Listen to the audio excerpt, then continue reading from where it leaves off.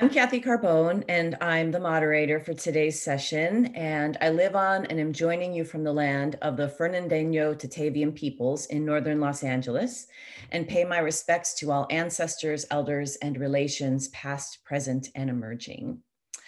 So I'm super excited for today, and just a few housekeeping things before we dive right in. So first, I'm going to briefly introduce our panelists, and we will do the presentations back to back. And then we'll open up to questions and discussion. And for the discussion, please just raise your hand or put your question into the chat. Either is fine. Okay. So first up, we have Sarah Buchanan, who is an assistant professor at the University of Missouri School of Information Science and Learning Technologies. Rebecca Benson is an instruction librarian at St. Louis Community College, and Antanella Tirone is a library information specialist at the University of Missouri. Thank you so much, Kathy. It's a real pleasure to be with everybody today, and I'm going to go ahead and get our slides going.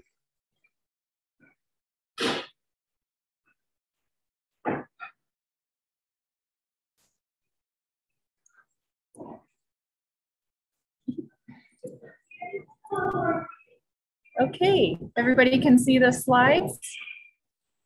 Awesome. So it's such a pleasure to be with everybody today, and thank you to Dr. Carbone for moderating, and also to Dr. Pat Garcia for sharing our space today as we discuss archival instruction. On behalf of my three co-presenters, we are honored to be here at the virtual ARI, and I'm excited for the conversation. I'm Sarah Buchanan. I teach the archival studies emphasis at the University of Missouri High School, and I'm joined by high school graduates Rebecca Benson and Eric Saxon, and current student Antanella Tirone. The four of us will be discussing some of our major curricular and experiential impacts of having participated in the Public Broadcasting Preservation Fellowship in various roles. And let me provide a brief background on that before I turn it over to Rebecca. Funded by the IMLS, the Public Broadcasting Preservation Fellowship encompassed most of our 2018 calendar year, and it involved 5 LIS and archival science programs, including ours at Mizzou. Managed by the Digital Preservation Manager at GBH, Rebecca Freimau in Boston, the project matched each graduate program with a public media organization whose regional content, that could be TV shows or radio programs, was then underrepresented at the American Archive of Public Broadcasting, which itself is a collaboration of GBH and the Library of Congress. A spring fellow and a summer fellow, both of whom are here today, completed a diverse set of activities, beginning with an inventory of media content to be digitized at the organization. In our case, that was the independent community radio station, KOPN, 89.5 FM, which began broadcasting from here in Columbia in 1973. The fellows contributed significantly to the goal of increasing coverage in the American Archive, as well as to the teaching curricula for archival studies. And to tell more, here's Rebecca. I want to just close by saying that the emphasis in archival studies, as well as the fellowship, share a timeline. And for that, I credit the fellowship for raising our capacity to provide hands-on experiential learning opportunities and contributing to wider professional priorities.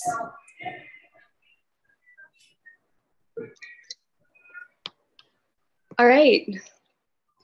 I'm excited to talk about my work. I was the Spring Fellow in 2018, I guess. I'll start by giving you a bit more background about the American Archive and the fellowship program and the radio station we partnered with. Then I'll talk about our inventory and appraisal approach. Next slide. So the American Archive of Public Broadcasting is a collaboration since 2013 between what's now GBH and the Library of Congress. You can see in this diagram the approximate volume of holdings at the archive at the start of my fellowship. And they've been working hard, as Sarah said, to expand their holdings outside of traditional media centers, and our fellowship program was a part of that. Eric and I both went to Boston for several days at the beginning of our fellowships and got some intensive training from the staff at GBH and the American Archive. And after that, we were assigned local mentors who kept working with us as we began the digitization project. Next slide. At GBH, we focused on learning the basics of digitization as well as the basics of metadata. Part of the goal of the fellowship is to spread access to the technology and knowledge required for digitizing these older formats. While there are several kinds of audio and audiovisual formats, we primarily worked with analog audio tapes, 1/4 inch magnetic polyester tapes, spanning 1973 to 1993, and gradually they switched from mono recording to stereo recording, switching over mostly by 1980. It's interesting to listen to these tapes for their content and to examine their physical materiality as an example of these changing media technologies. And one of the things we did learn immediately was that we had to listen to every minute we digitized. There's not a quick way to go through this sort of analog audio material, even if each reel had been perfectly documented. But the next step was to learn more about the station we worked with. Next slide. KOPN is a community-based radio station, one of the earliest in the US, that from its founding in 1973 has specialized in broadcasting programs, in their own words, by and about women, African Americans, seniors, children, rural citizens, environmentalists, and many other populations often ignored by conventional local media. Their offices are still located in downtown Columbia, where they started out. I've listed a couple of their programs on this slide, but as a small station run by amateurs, the programming often changed year to year. And as you might guess, the record-keeping conventions changed with them. Next slide. So as I mentioned, this radio station has been run by volunteers for all of its nearly 50-year lifespan. We first encountered the collection stashed on some shelves right at the top of the building near the 12-foot high ceiling. They were in no particular order. They weren't even in the right boxes sometimes. So the first order of business for us was to determine what we had.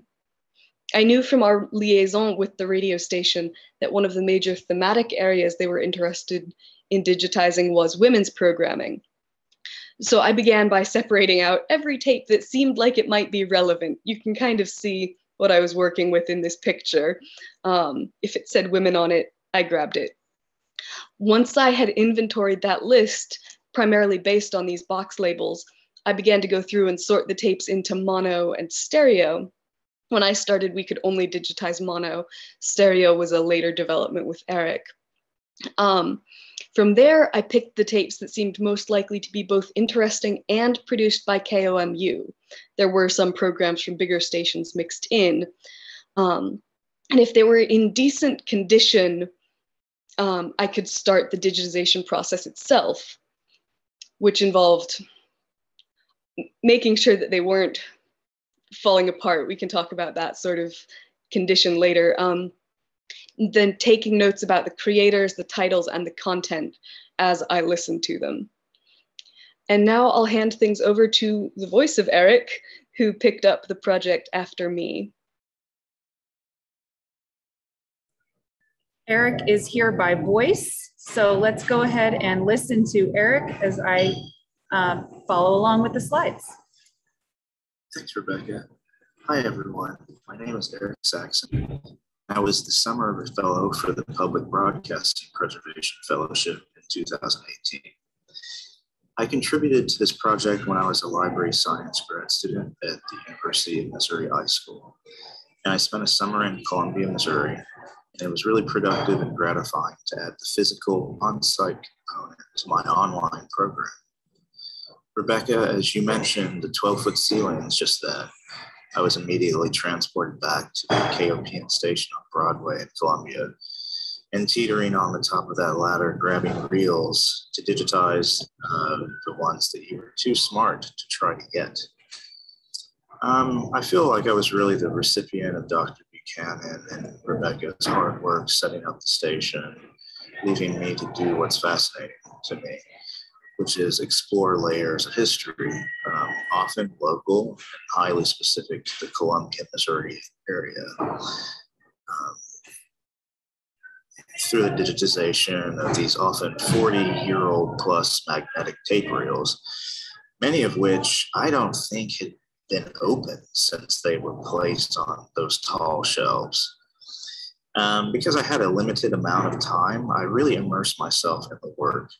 And each day I sort of entered a time machine where I traveled back to the time when these shows and events were originally recorded. And it's really edifying to have been able to help capture that history before it physically deteriorated any further, and get it in the record of the Library of Congress in the fall when we performed the ingest of material into WGBH servers, actually. And so between my arrival on campus and our delivering those deliverables, however, there was a lot of processing work to be done. I remember fighting with tape that had gone sticky, that mucked up the rollers on the 1,000-pound Studer machine, which needed cleaning after each reel, tape that had grown brittle, snapping, and then needing to perform triage splicing surgery. Also remember catching bleed through when both sides of the tape were recorded on, etc.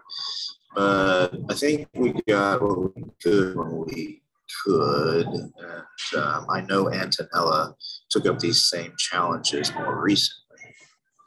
I really do feel like the project was a crash course in a lot of essential tasks and aspects of modern digital archives, from creating the rich metadata for each audio file, all the details of working with the digital capture end of the digital analog interface, the migration from our workspace to the servers at WGBH, plus creating a special collections exhibit and conducting a workshop for the University of Missouri community. So, you know, the variety of deliverables really required us to become project managers. It was also my introduction to working with audio. And I don't know if I would have had the chance to do that otherwise. So I currently work for the state of Nebraska Talking Book and Braille service in the Nebraska Library Commission. I record narrators reading periodicals and books for the visually impaired. And the three other people in the department, they're all from very strong backgrounds in broadcasting.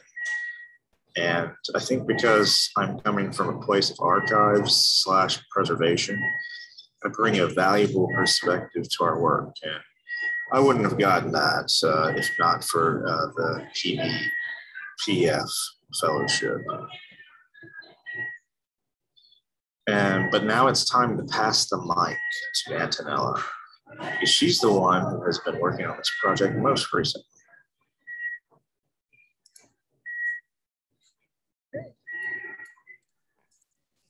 Hi, everybody. I'm super excited to talk today about my work over the past 2020-2021 year as the graduate assistant at the digitization station with Dr. B. I will share how I used Rebecca and Eric's very helpful documentation in order to complete our first batch of KOPN tapes and our ongoing work to build and promote use of the KOPN special collection, both by my fellow MLIS students and the public. Go ahead to the next slide, please.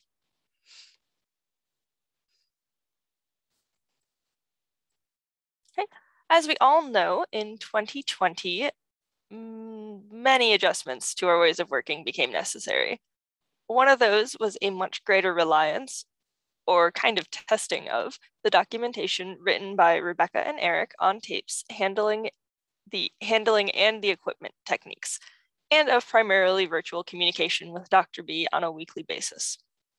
I spent my first couple of months getting to know our mono and stereo recorder decks and the Audacity software, partially depicted on the screen. Learning splicing and playback strategies, and I even got to use our food dehydrator to bake a few tapes so they could withstand playback and digital conversion. This slide shows one of those strategic decisions we make when digitizing in order to obtain a sufficiently high quality recording. Next slide, please. So due to the instruction being primarily virtual, my main focus over the last 2 semesters was just to digitize the tapes that Eric and Rebecca had been unable to finish. I did not get to go to Boston or visit KOPN in any capacity. I spent all of my time in the digitization station with these tapes digitizing. And very thankfully, they had left me with a lot of really good stepping stones in order to help me navigate what needed to be done and how to do it.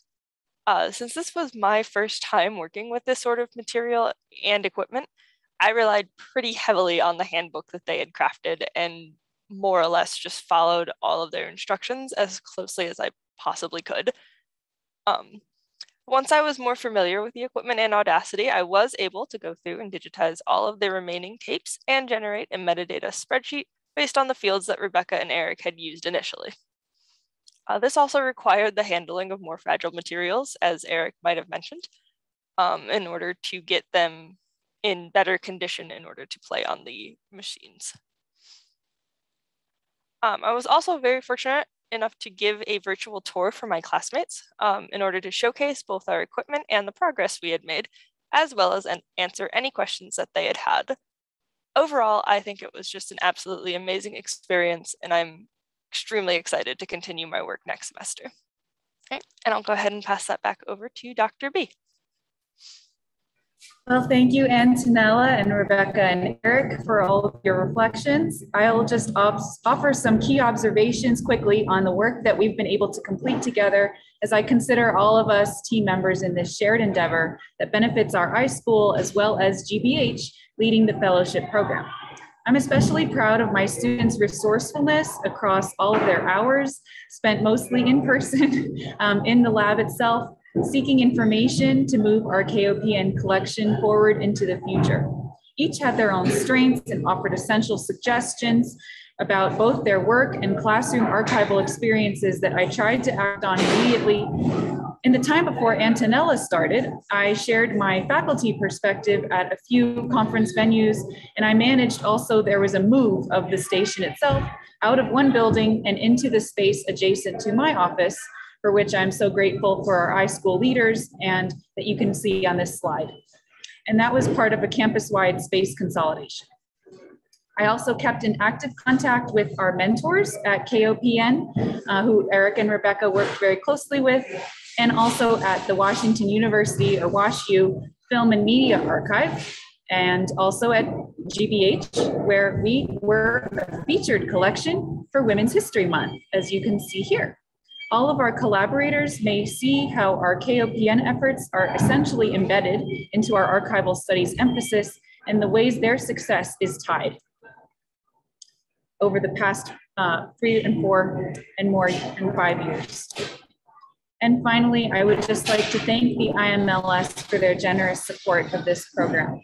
And that concludes us. Thank you. Thank you so much, Antanella, Sarah, Rebecca. What a great project. Thank you for sharing that with us.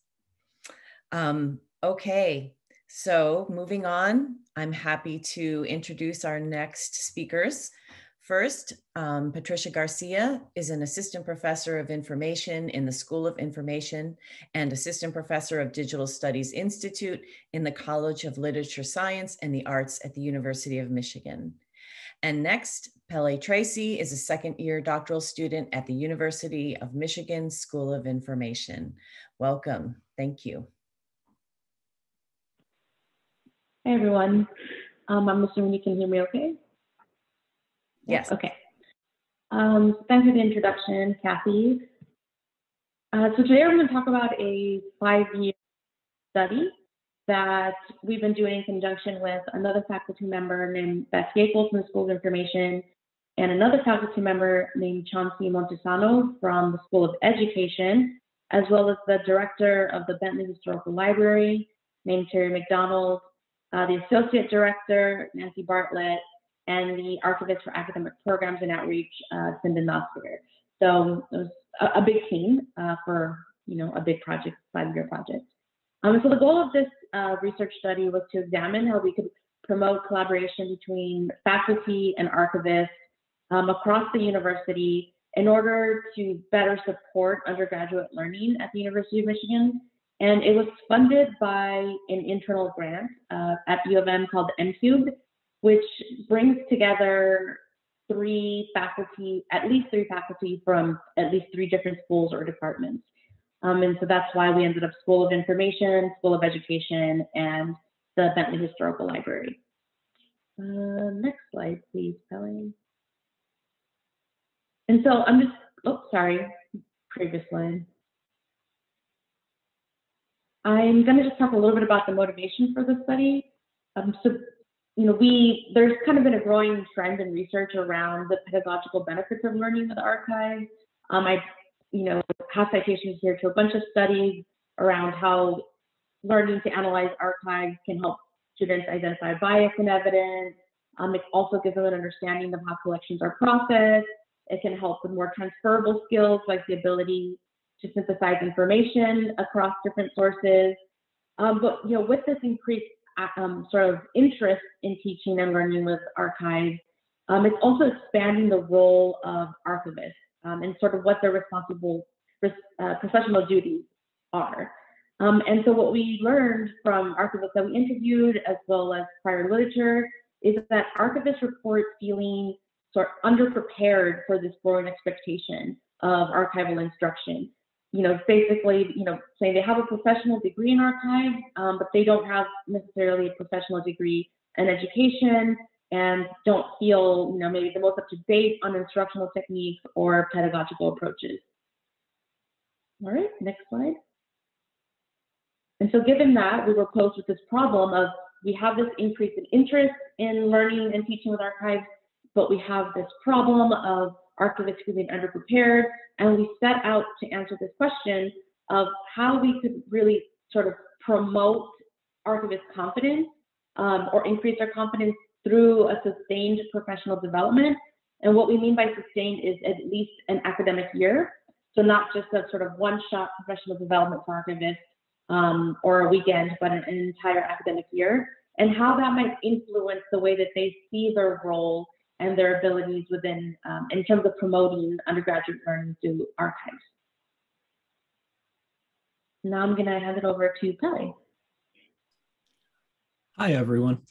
So I'm gonna first talk briefly a little more about the research context. Like Pat was saying, this research focused on a semester-long seminar known as the Bentley Fellows Seminar, where archivists and faculty collaborated to redesign course syllabi and to create course activities aimed at fostering engaged learning through primary source-based instruction. The Bentley Fellows Seminar was the first phase of this broader project that Dr. Garcia mentioned called Engaging the Archives, where the ultimate goal was to foster ongoing working relationships between archivists at the Bentley and faculty from across the campus.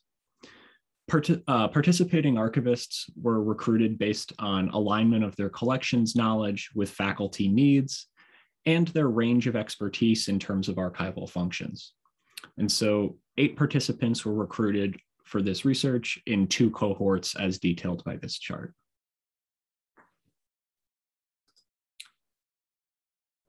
Data was collected using a semi-structured interview technique where participants answered preset open-ended questions constructed by the research team. The interviews were conducted both before the start of the seminar and at the end of the seminar. In order to accommodate participants' work schedule, each interview was scheduled for 30 minutes and they were conducted on site at the Bentley Historical Library. The interview questions were designed to gather qualitative data on broad areas of interest related to the archivists' motivations for participating in the seminar, their views of faculty domain and archival expertise, their professional experiences interacting with faculty, knowledge of teaching and learning with primary sources, views on collaborative opportunities, and their general experience participating in the seminar. In total, approximately 5 hours of interview data was collected. Research team members analyzed the interview data at the paragraph level. We used an inductive and emergent process to develop codes by directly examining the data in relationship to the broad areas previously discussed. After the initial codebook was developed, we conducted data analysis in coder pairs and computed the kappa coefficient for each coder pair. Through a process of verbal consensus building, the codebook underwent an iterative process of development until inter-rater reliability was reached. After reaching inter-rater reliability, the coding software Deduce was utilized to apply the code set to all interviews. I'm going to give just a brief overview of our findings now.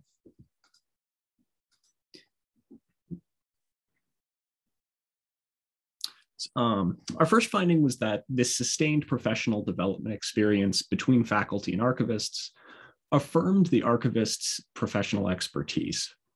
This included an affirmation of their knowledge of archival holdings, which one participant termed local knowledge, as well as an affirmation of their knowledge of the best uses of collection materials, which another participant felt could jumpstart primary source use in teaching. It also increased archivists' confidence in their ability for more direct and concrete contributions in undergraduate course development.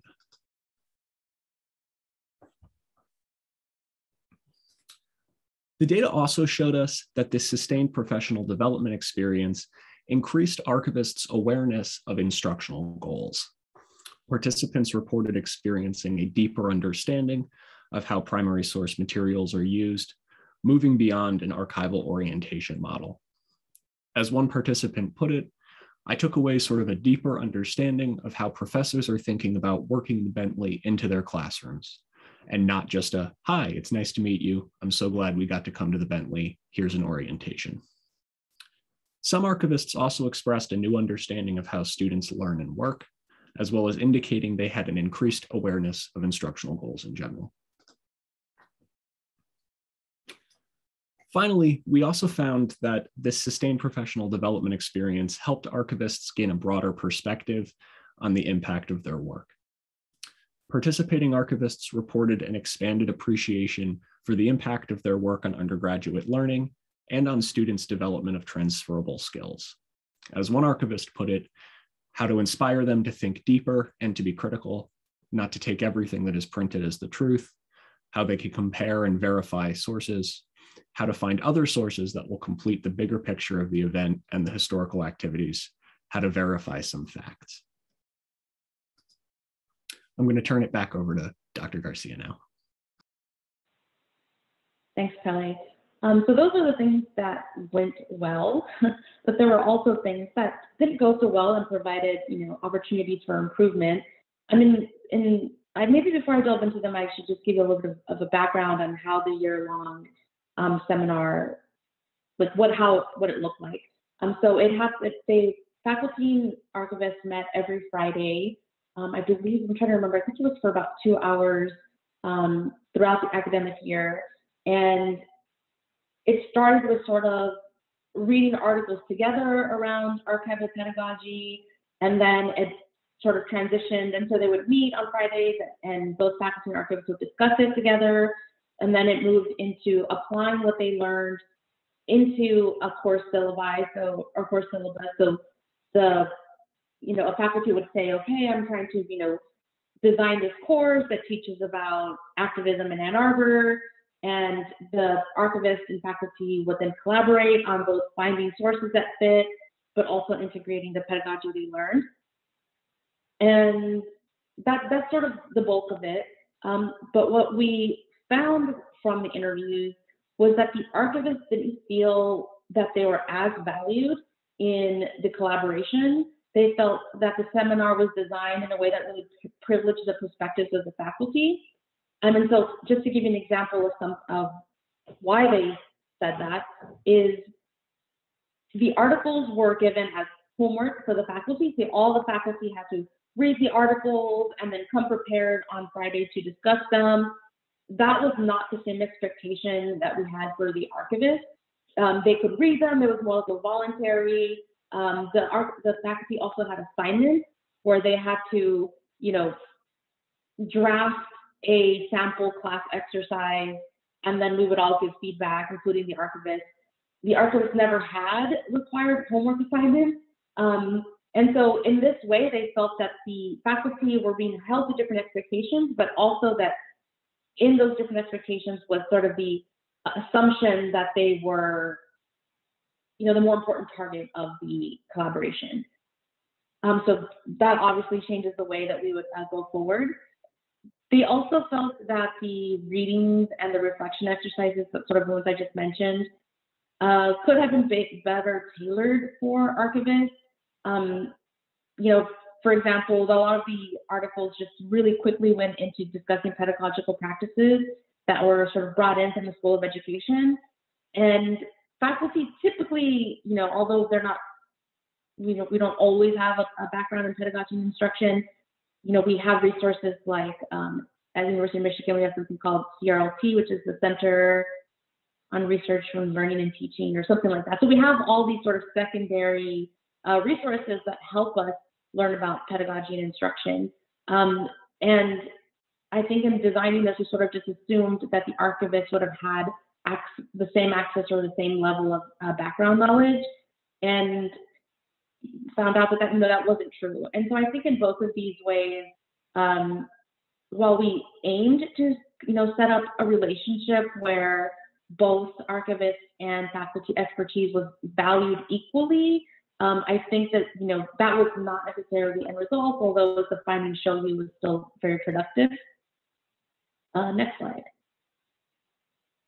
And so I think for our implications going forward is that we are going to need to better account for the power relations between faculty and archivists.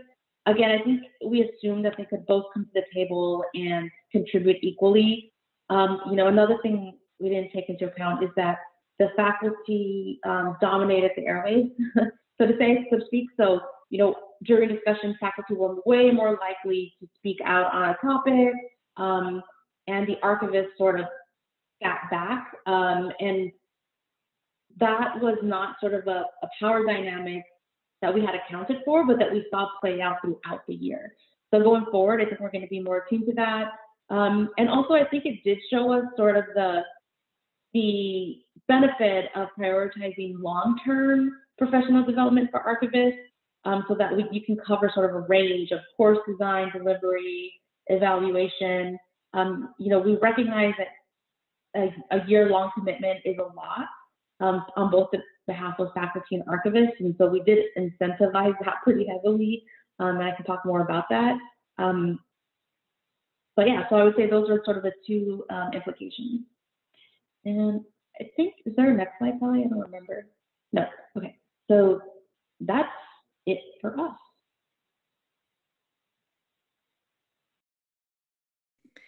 Thank you so much, Patricia and Pelle. Really fascinating, really great work. And thank you, everyone.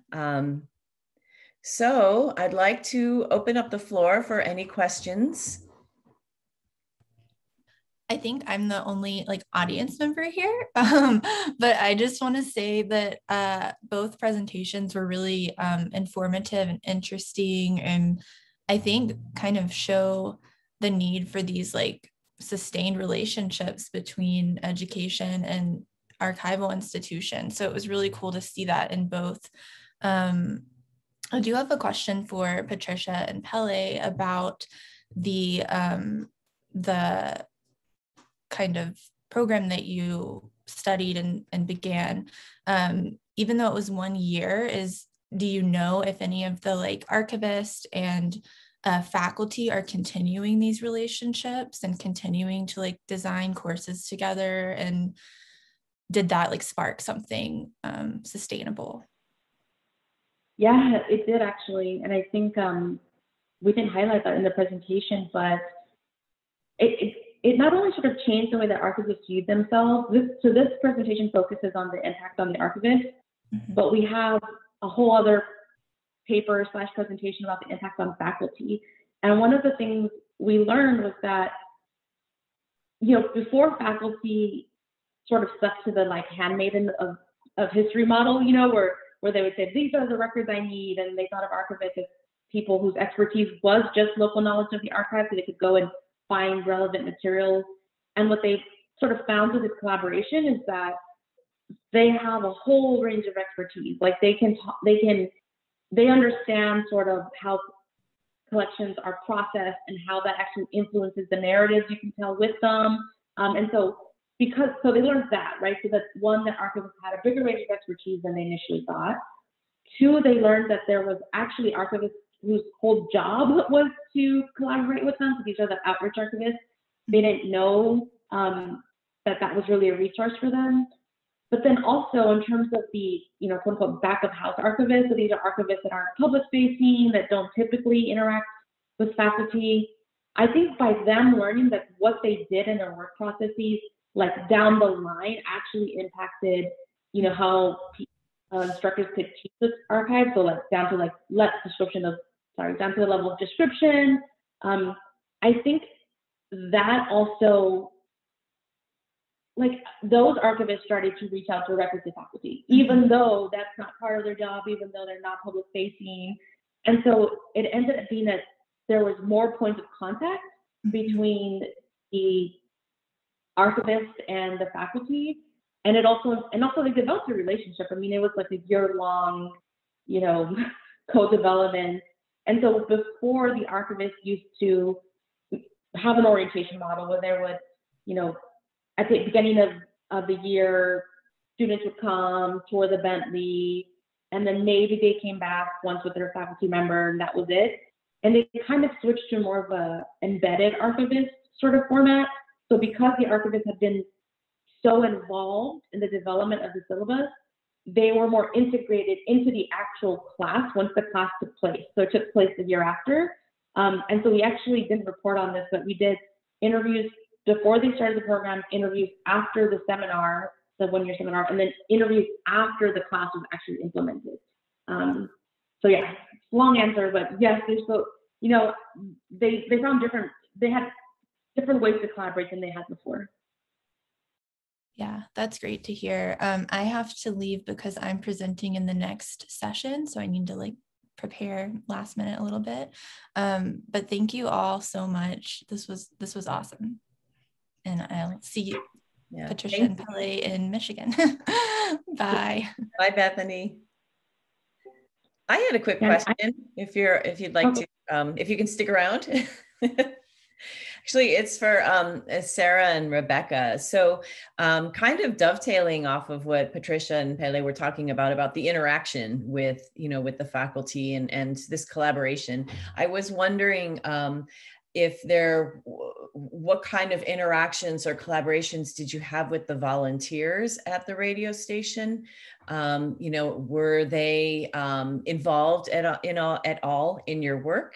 Either with appraisal, right, Rebecca, which you really focused on, it seemed, if I'm understanding correctly, and, and then also description. So just wondering, and then going forward, sorry, it's a really long question.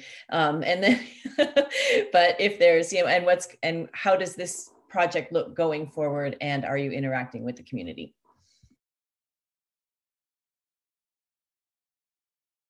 Rebecca, go ahead and get started on that.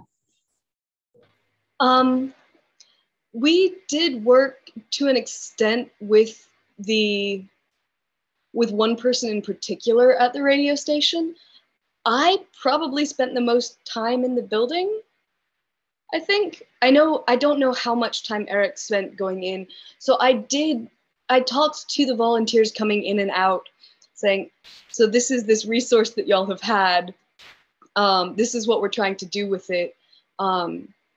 Here are links to what's left. And it was partly through talking to those volunteers that I learned about the stash of KOPN material at the State Historical Society. So I learned from them in addition, and I'm not sure since I left how much they've still been involved with the whole process since we transferred all of the tapes to campus. So, Dr. Buchanan, would you know that? Well, I think that's still a future step to be taken, given that the State Historical Society itself moved. This is not the first move we dealt with. The State Historical Society itself moved out of the university library and into its own freestanding building.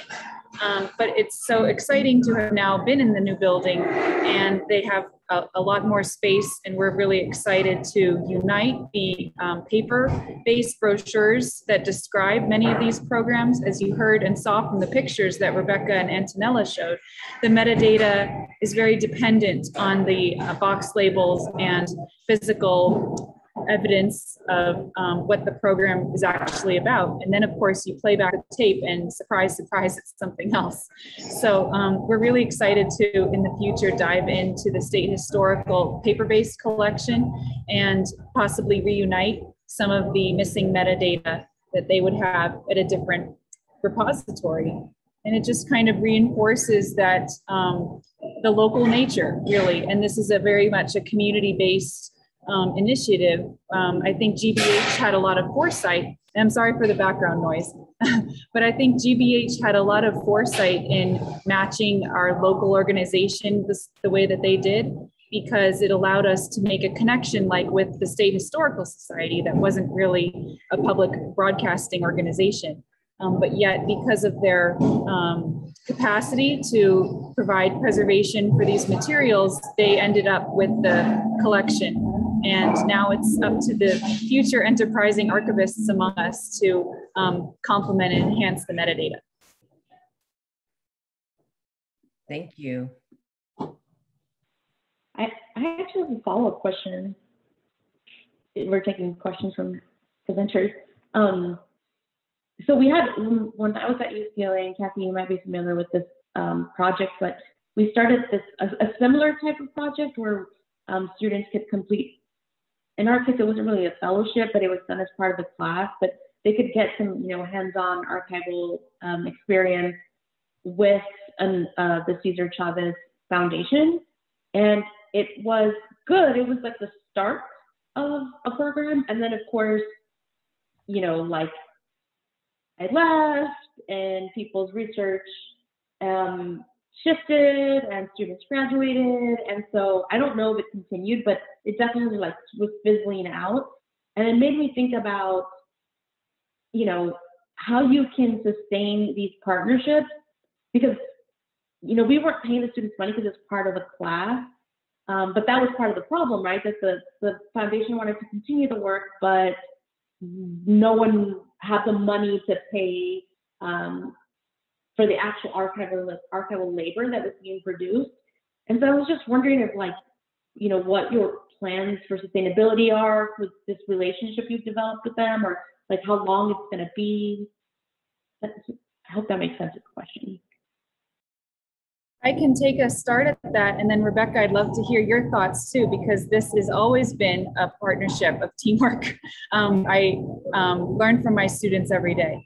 So it's definitely a challenge. I don't think I'll be able to offer an answer in this response, but definitely part of the subtext of bringing all three of us, all three fellows together today, was to show that even as the year has progressed, and it's been now a few semesters since the IMLS funded portion of the fellowship concluded at the end of 2018. And then we had 2019 was kind of moving the collection. So there were definitely some challenges that were shape everything that we've talked about so far, including areas that we can improve upon and some of the successes maybe that we can celebrate.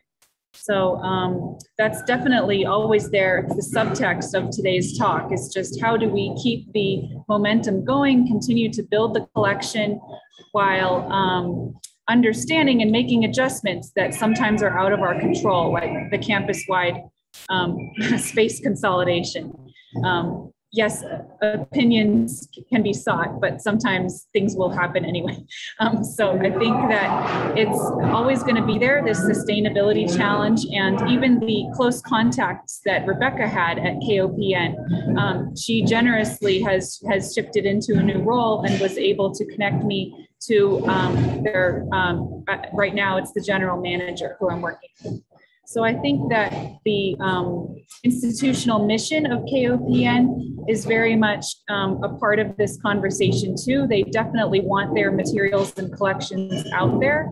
And by placing them on the American Archive of Public Broadcasting website, which you saw in Eric's slide, the screenshot, and I can drop that link into the chat, where you can visit our collection.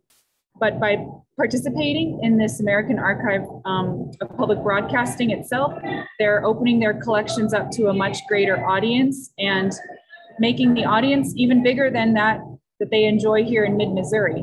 And we know that there are historians and researchers from all disciplines who are studying this kind of movement that's depicted in the radio programs that Rebecca spent so much time with. So it sounds like part of your question is how can that sort of thing be continued through the changes of students and so on? And I was thinking about that.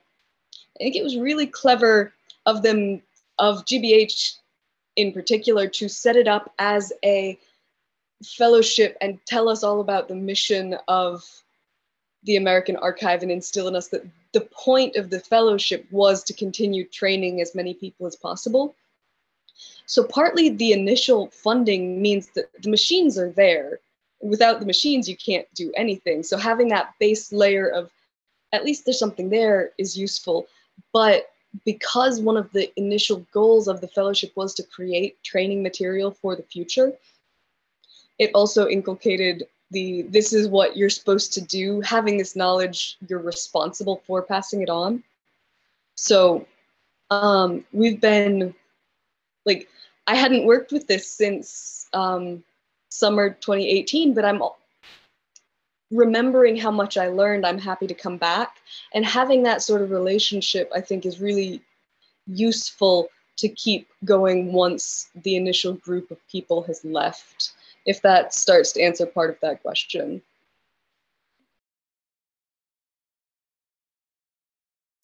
I talked some about the immediacy of feedback.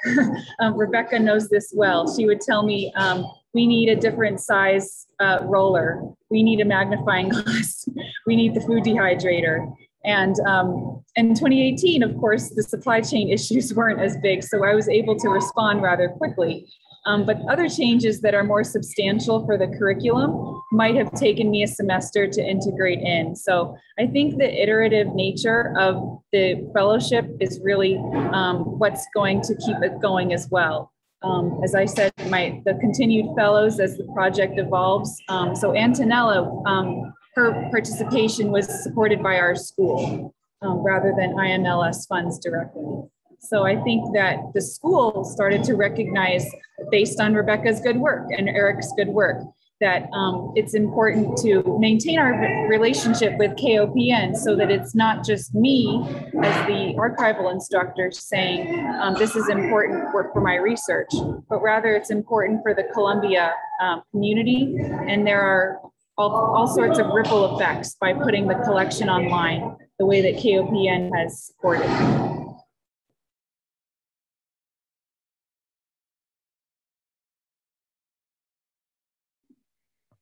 Thank you for that. I've really enjoyed this discussion and both presentations very much. Very excited to hear about these different projects. Does anyone have anything else they'd like to ask or talk about?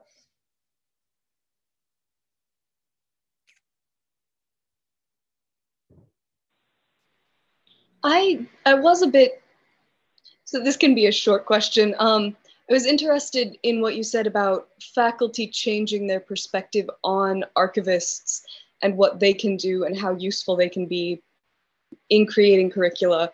It sounded like some of the archivists were more, from some of the earlier quotations in your presentation, some of the archivists were more reluctant to try to do that pedagogical work.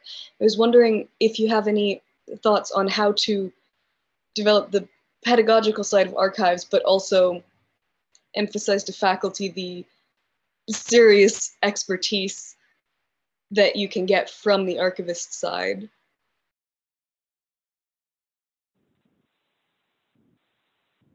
Pelle, you can also, I don't want to like dominate the if you have something to say, some of the background is that like Pelle came in after the research was done, so yeah, but you can obviously have an opinion on it. I was going to say that one thing that we didn't mention is that for the interviews, the pre-interviews for both faculty and archivists, the very first question was to ask each of them about each other. So like, what do you think is the expertise that faculty hold? And then we asked the faculty, what do you think is the expertise that archivists hold? And so that's where that idea came from about, or this is where we developed our understanding of what faculty think archivists do and what expertise they hold. You know, and on the flip side, a lot of archivists said, well, I think faculty have a lot of subject and domain expertise, but they don't know about archives. Like they think they know because they come and they conduct research here, but they don't actually know because like they don't know how things are processed. They don't know about archival theory. And sorry, I totally forgot what your question was. It's Friday. It was about, sorry, can you just like repeat the question? You answered, I think, a lot of it. I was just wondering if this gave you any insights into how to promote a better understanding of the expertise in archives, and also how to work with archivists who are reluctant to engage in the pedagogical part of this sort of work. Yeah, I think the reluctance was about like a really narrow definition of what pedagogy was. So they thought, oh, well, I'm not an expert in activism in Ann Arbor, so like, how could I, you know, like, how could I help design this class? And so I think one way is to even have the archivists change their own self-perceptions about their expertise, you know, so they do understand how things are processed. They do understand how things are praised and selected and described.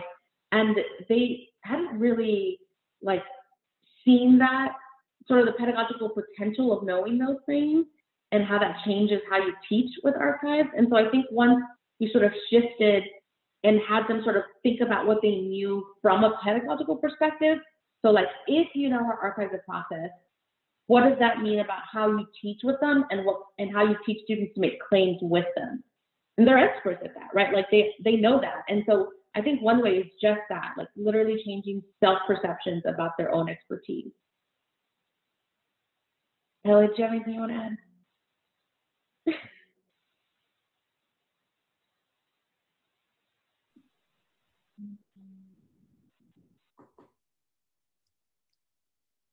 Well, if there's nothing else, I'll close the session.